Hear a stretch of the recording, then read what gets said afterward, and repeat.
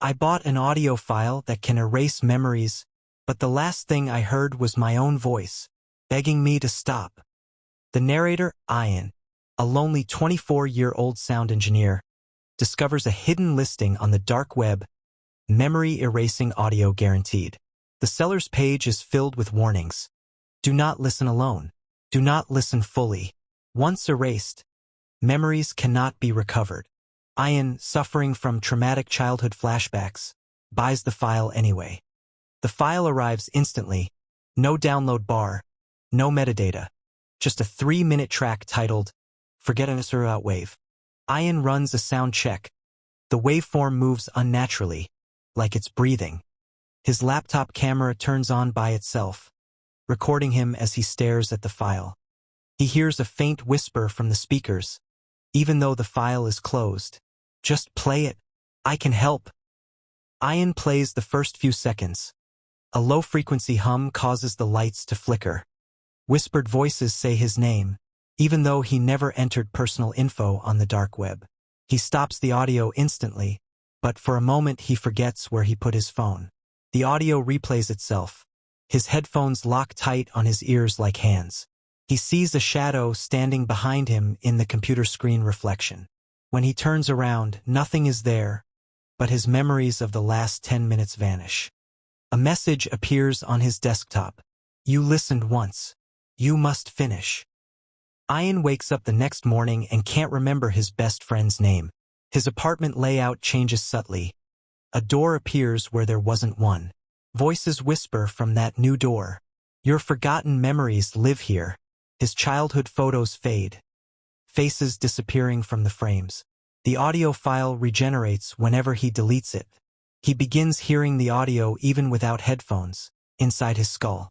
The shadow finally steps out of the reflection and stands in the room, whispering, Finish the track, so I can finish you. Ayan decides to end it by listening to the full 3-minute audio. As it plays, the room distorts, walls bend, gravity warps, time slows. The whispering becomes screams. You should never have asked to forget. Ayan's memories flash before him. Childhood, school, heartbreak, family, then vanish one by one. The shadow reveals its face. It is Ayan without eyes, representing the memories he erased. The other Ayan grabs him and tries pulling him into the screen. Ayan pulls the power cable, stopping the audio, but something else remains in the room. Cold tiles pressed against Ayan's spine as he slowly regained consciousness. His eyes fluttered open, heavy as if someone had placed sandbags on his lashes. Even his first breath felt strange, alien, like it didn't belong to his own body. The room was dim, lit only by the broken blue glow of his computer screen, throwing faint, twitching shapes across the walls. Ayan rolled slightly to the side, but his mind was blank, completely blank. He placed a trembling hand on his forehead, and then the realization hit him like a knife. He couldn't remember who he was, not even his own name. A hollow, distant echo rang inside his skull. What is my name? He sat up slowly, muscles weak, breath shaky. Everything around him felt unfamiliar. The walls, the ceiling, the desk, even his own hands. His fingers trembled uncontrollably, as though fear had rooted itself deep beneath the skin.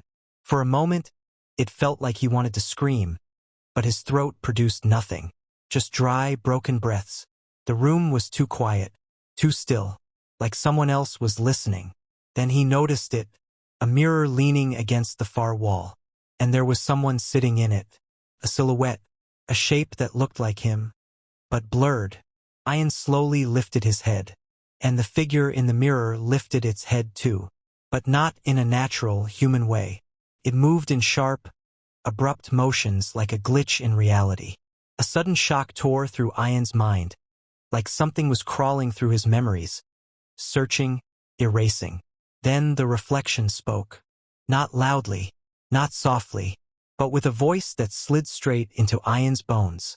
Looking for your name? I already took it. This time you forget. And I stay. Ayan froze. His heartbeat stuttered. His limbs felt numb, dissolving into dread.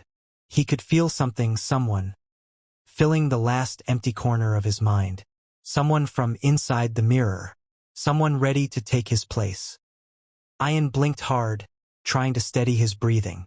The shadow that had been standing behind him moments ago had vanished, melted into the darkness like smoke.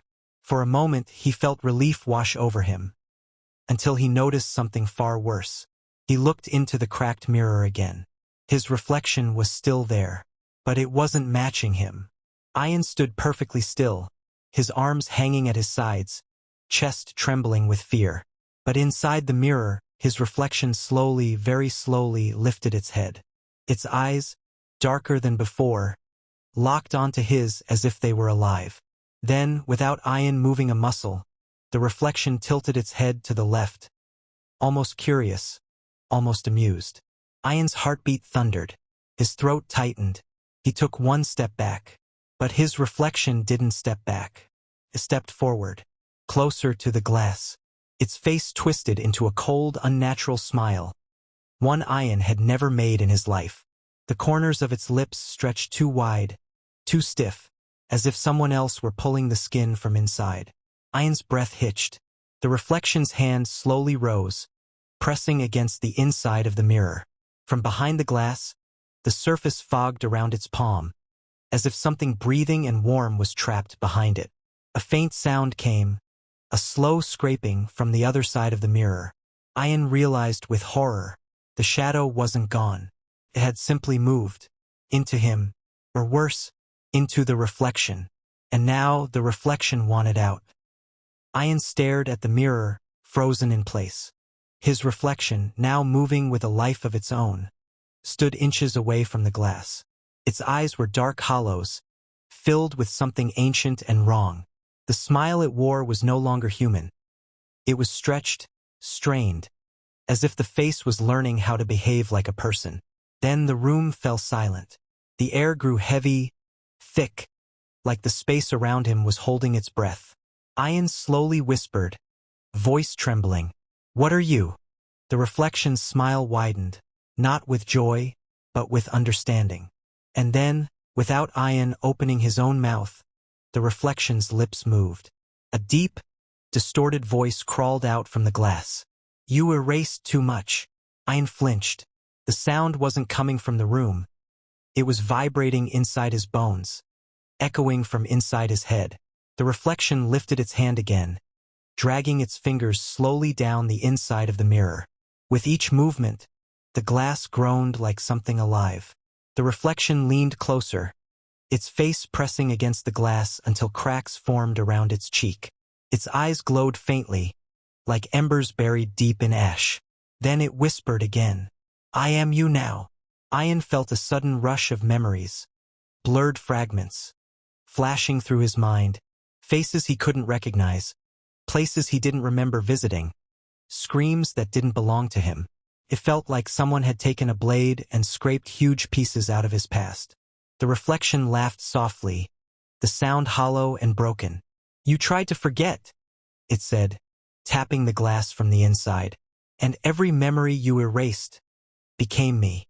Ayan stumbled backward, gripping his head as the room spun. What had he erased? What part of himself had he thrown away? And what had crawled into the empty spaces? The reflection tilted its head, mirroring his panic. Not to imitate him, but to enjoy it. "You made me," it whispered. "Now let me out." The reflection begins replacing him, copying his movements, growing clearer. Ayan's body becomes blurry and transparent.